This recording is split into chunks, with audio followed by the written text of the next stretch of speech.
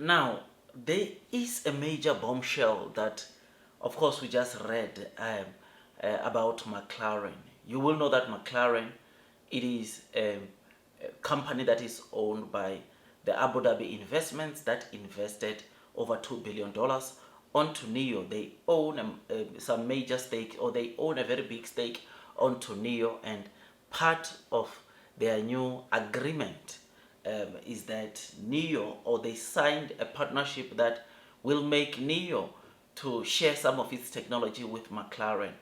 The reason why, or part of the reason why you saw the non-EV sales or the non-car sales from Nio in Q2 earnings going over 400,000, it was because of this partnership.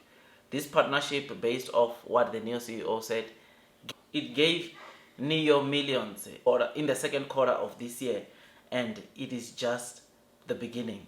Now, the reason why I'm telling you, or I'm giving you the McLaren story, is that as soon as you notice that the CEO of McLaren has confirmed that they will be launching a new model with more than 2 seats, but didn't specify whether it would be an SUV. Following an acquisition by the Saudi CYVN, this is the Abu Dhabi investment company that owns, I think, 20% of Nio. The company recently merged with the British electric car company 47. New CEO revealed the brand plans to expand its product line by 2030, entering adjacent market segments beyond its 2 seats supercars. Some models will incorporate components from shareholder Nio to improve production efficiency, while electrification plans are still in the works.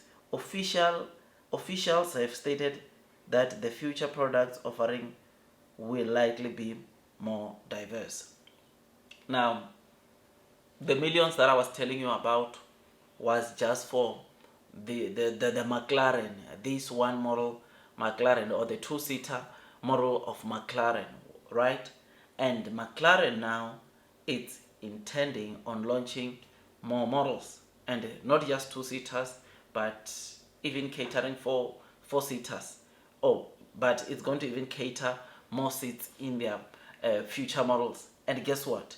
Nio, from that, they are going to use, from some of those models, they are going to definitely use the Nio's technology to, like they said, for production efficiency and all that, which is absolutely great, because if you think the revenue that Nio generated in Q2, which right now they are also still generating, is a lot. Wait until we get to see more models from McLaren that will be sharing Nio's technology. It's going to be so amazing, I'm telling you, my friends.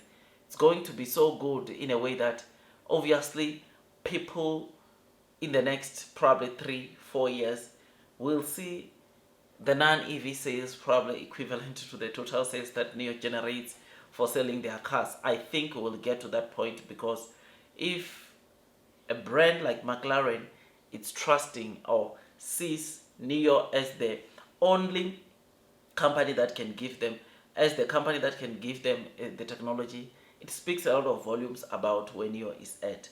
When I read this article, or when I read this post, I was quite excited, because the future looks bright for Nio.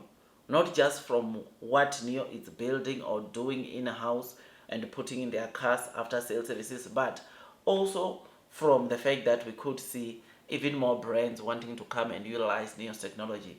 And this, my friend, it's only the beginning. Did you know that the Shinji NX9031, which is the autonomous driving chip for Nio, the CEO has already said that they want to share, they will share that chip with everyone who wants it, right?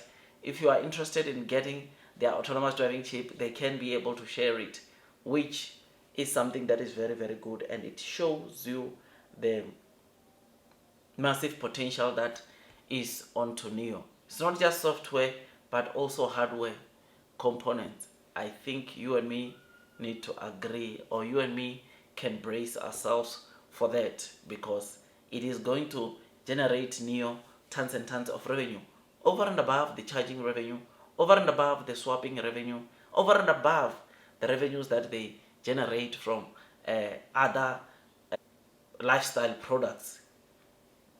this is what Nio can generate, or this is something that could really generate Nio some massive revenue for the other sales. I mean, there is also sales or revenues that they generate from the cars, and we know that that is going to continue growing the more they sell more units, right? But the other sales, or the non-EV sales revenue, that one, it's also very much important, because with that you will also see that gross margins, it does also have a good impact into gross margins and all that, because those parts that they are building in-house, softwares and whatnot, when they sell it to a third party, obviously they make more money, which is absolutely great, and it makes me to look forward to what is coming.